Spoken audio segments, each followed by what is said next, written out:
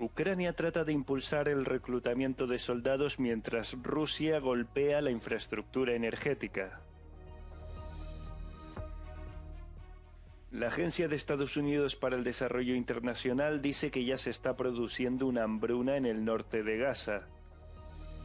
Milorad Dodik se enfrenta a decisiones difíciles. El líder serbio separatista y prorruso expresa su malestar ante el proyecto de resolución para conmemorar el genocidio de Srebrenica. La hambruna ya ha comenzado en el norte de Gaza, así lo indicó la directora de la Agencia de Estados Unidos para el Desarrollo Internacional, Samantha Power, tras analizar informes sobre el tema que consideró creíbles.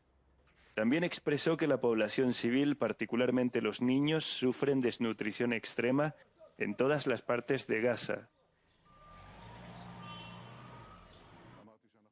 Mientras tanto, la sombra de la guerra se proyecta sobre la región, donde se teme una escalada regional del conflicto. El jueves, el ejército de Israel dijo que está preparado para defender el país y contraatacar si Irán toma represalias por un ataque aéreo mortal contra el consulado iraní en Siria a principios de mes. Un ataque desde territorio iraní sería una prueba clara de las intenciones de Irán de escalar la situación en Oriente Medio y dejar de esconderse detrás de sus representantes. En los últimos meses hemos mejorado y avanzado nuestras capacidades ofensivas y sabremos actuar cuando sea necesario.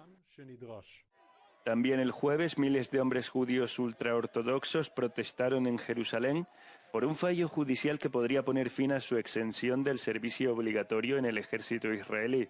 El mes pasado, la Corte Suprema de Israel ordenó el fin de los subsidios gubernamentales para muchos hombres ultraortodoxos que no sirven en el ejército. Evacuación obligatoria en 47 ciudades y pueblos de la región ucraniana de Kharkov. Los bombardeos diarios de las fuerzas rusas han llevado a las autoridades a habilitar rutas de evacuación. También han reservado espacios para el alojamiento temporal de los evacuados. El jueves, un ataque masivo con misiles y drones destruyó la mayor central eléctrica de la región de Kiev, una de las más grandes del país. Al menos otros 10 ataques durante la noche dañaron la infraestructura energética en Kharkov. El presidente Putin describió la operación como una represalia por los ataques con drones ucranianos a refinerías rusas de petróleo. El Parlamento Europeo se negó el jueves a aprobar una auditoría del presupuesto del Consejo Europeo en un intento de presionar a los líderes de la UE para que apoyen a Ucrania con sistemas adicionales de defensa aérea Patriot. También el jueves el Parlamento de Ucrania aprobó una controvertida ley que regula el reclutamiento de nuevos soldados en un momento en que el país necesita reponer sus mermadas fuerzas ante el avance de Rusia. La ley facilitará la identificación de todos los hombres que puedan ser reclutados en el país. Putin asegura que Rusia está lista para negociar con Ucrania, pero sin esquemas impuestos. Lo ha afirmado tras su encuentro de este jueves con el presidente de Bielorrusia, Alexander Lukashenko. Dice que Moscú nunca se ha negado a una resolución del conflicto en Ucrania, aunque lamenta que no hayan sido invitados a participar en la conferencia de paz que habrá en Suiza en junio. No nos invitaron, pero dicen que nos negamos a ir. Sería gracioso si no fuera tan triste. Una vez más, quiero subrayar que estamos a favor de las negociaciones, pero no si nos imponen esquemas que no tienen nada que ver con la realidad. Rusia ha declinado la fórmula de paz del presidente Zelensky, que implicaba la retirada de las tropas de Moscú, el pago de una indemnización a Ucrania y un juicio internacional por las acciones militares en suelo ucraniano. Desde Lituania, Zelensky ha alertado a los líderes europeos de que la falta de ayuda para sus tropas podría aumentar el número de víctimas de este conflicto y llevarlo a una situación de estancamiento. Rusia y Kazajistán se enfrentan a las peores inundaciones registradas en casi un siglo. El nivel del agua superó los 11 metros en algunas zonas inundadas.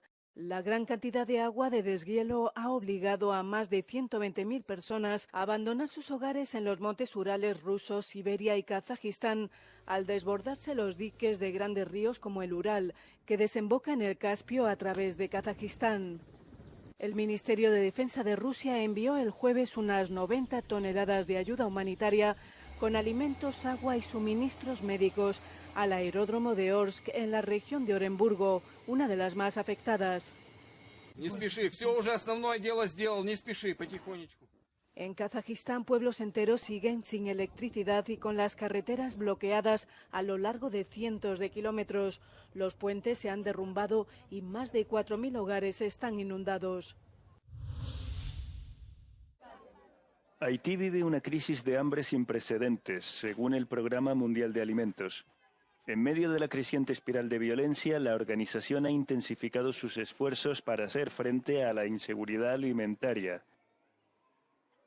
Desde marzo, el Programa Mundial de Alimentos ha logrado alcanzar a más de 500.000 de personas con distribuciones de alimentos en Haití. Pero la organización ha expresado preocupación por la posibilidad de que sus reservas de alimentos se agoten para finales de abril. Nueva crisis en los Balcanes. El líder serbio separatista Milorad Dodik asegura que la República Serbia de Bosnia se enfrenta a decisiones difíciles.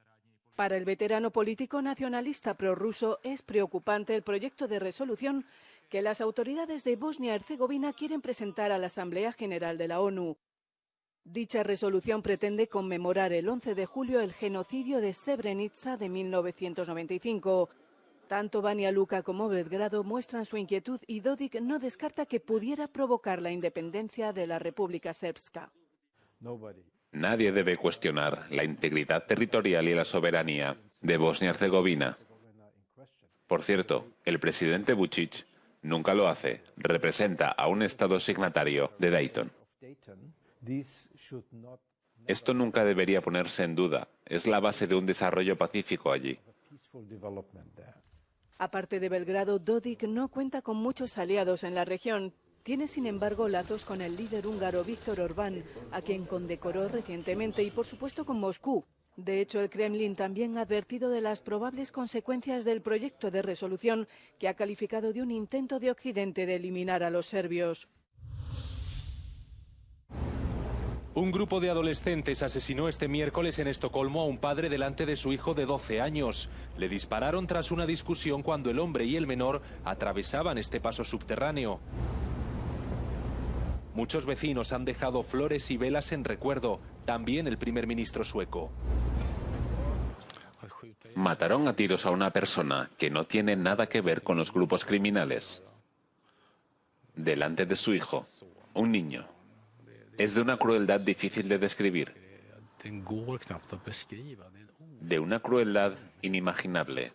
Es algo inhumano, una actitud propia de los animales. No podemos permitirlo. Fue el hijo del asesinado quien llamó al 112 después de que dispararan a su padre. El primer ministro ha estado con él para arroparle. Es un crimen que ha conmocionado a Suecia y ha reabierto el debate sobre el aumento de la criminalidad en este país. Los sindicatos italianos organizaron una huelga el jueves para reclamar más medidas de seguridad en el trabajo después de que una explosión en una planta hidroeléctrica en el norte de Italia causara la muerte de al menos 6 personas. Miles de trabajadores y representantes políticos marcharon por el centro de Bolonia, mientras se celebraron otras manifestaciones en Turín, Nápoles y Perugia. La explosión sucedió durante los trabajos para aumentar la eficiencia de la central. Por el momento se desconocen las causas.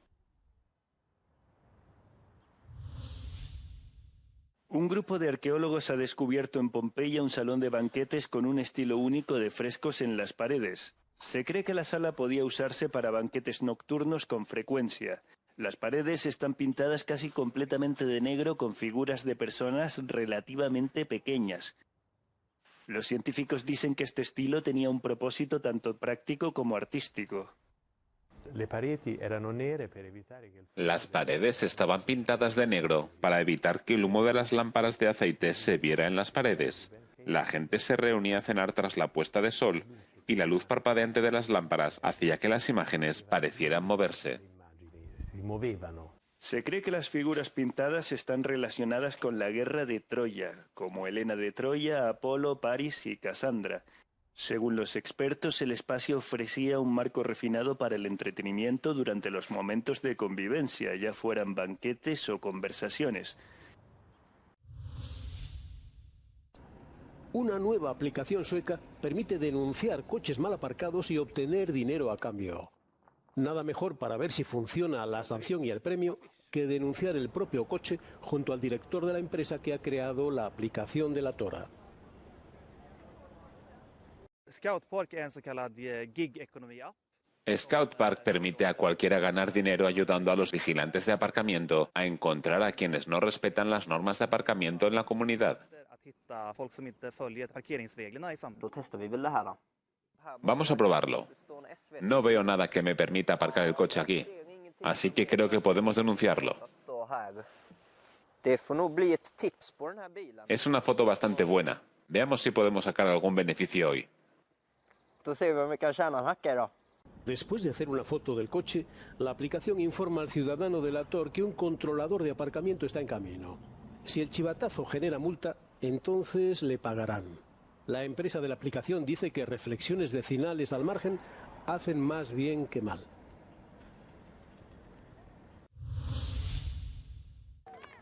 Reclaman impuestos para los superricos más contaminantes. Varias ONG han protestado frente al Parlamento Europeo contra la desigualdad en Europa con un jet inflable como símbolo del lujoso estilo de vida de algunos de los dueños de grandes fortunas. Según la ONG contra la pobreza Oxfam, los gobiernos europeos pierden casi 300.000 millones de euros en ingresos fiscales cada año. Unos 33 millones de euros perdidos por hora por no imponer impuestos más altos a las grandes fortunas. La inflación, las crisis del coste de la vida, la pandemia, ahí es donde vemos que es principalmente la gente normal la que soporta el coste de esta crisis. El 99% de la población de la Unión Europea se ha empobrecido desde 2020. Así que hoy pedimos olvidar la austeridad, pedimos más financiación pública para financiar hospitales y para financiar la acción climática. Sabemos dónde está el dinero. Esto no es algo difícil de entender. Una de las razones explican por la que la brecha entre los superricos y la gente corriente de Europa se amplía cada año. Los más ricos son también los mayores contaminadores de Europa. Un análisis de Oxfam explica que una sola persona de ese 1% ultrarrico emite una media de 14 veces más de carbono que una persona de renta media. Si somos capaces de tener un impuesto sobre la riqueza de los superricos, podemos tener fondos para ayudar a salvar nuestro planeta, fondos para ayudar a las comunidades afectadas por el desastre climático, incluidos los agricultores. Los agricultores y la agricultura están siendo constantemente afectados por lo que está sucediendo con nuestro clima, con sequías, con inundaciones, y necesitamos el dinero. Y ese dinero puede venir de gravar a los superricos que apenas pagan nada. Las ONG piden a la UE que introduzca un impuesto europeo sobre el patrimonio, que establezca un nivel mínimo de tributación sobre las ganancias de capital y que tase impuestos sobre los beneficios extraordinarios de las grandes empresas. Abren las puertas de la finca del rey Carlos III en Rumanía. La casa del monarca se encuentra en el pequeño pueblo de Viskri, en el centro del país, lejos de su lujosa residencia habitual en el Palacio de Buckingham en Londres. La casa de invitados de la finca recoge una exposición de un fotógrafo británico que explora el impacto de la industrialización forzada en los seres humanos y el medio ambiente. Me sorprende que tenga una casa aquí. Sé que es un invitado especial aquí, supongo. La casa es muy antigua, si no he entendido mal. Me alegro, claro que me alegro, es algo interesante. Cualquier cosa que pueda devolver la vida a estas aldeas remotas puede ayudar a marcar una diferencia. Las preocupaciones medioambientales son el núcleo de la Casa del Rey en Rumanía, según el administrador de su finca. Todos los ingresos serán devueltos a la comunidad a través de proyectos ecológicos y educativos. Los vecinos del pueblo están felices de recibir nuevamente a los turistas, pero también les preocupa la salud del monarca. Estamos preocupados por su salud, pero es una tradición aquí en Viskri. Todos los años en mayo nos visita y le esperamos de nuevo este año. El aire fresco puede ser bueno para él. Todos le estamos esperando y le deseamos salud. Esperamos que venga pronto a Viskri y vea su casa. La primera visita oficial del rey Carlos III después de su coronación fue precisamente a Rumanía, cuando el monarca pasó unos días en su finca en Viskri.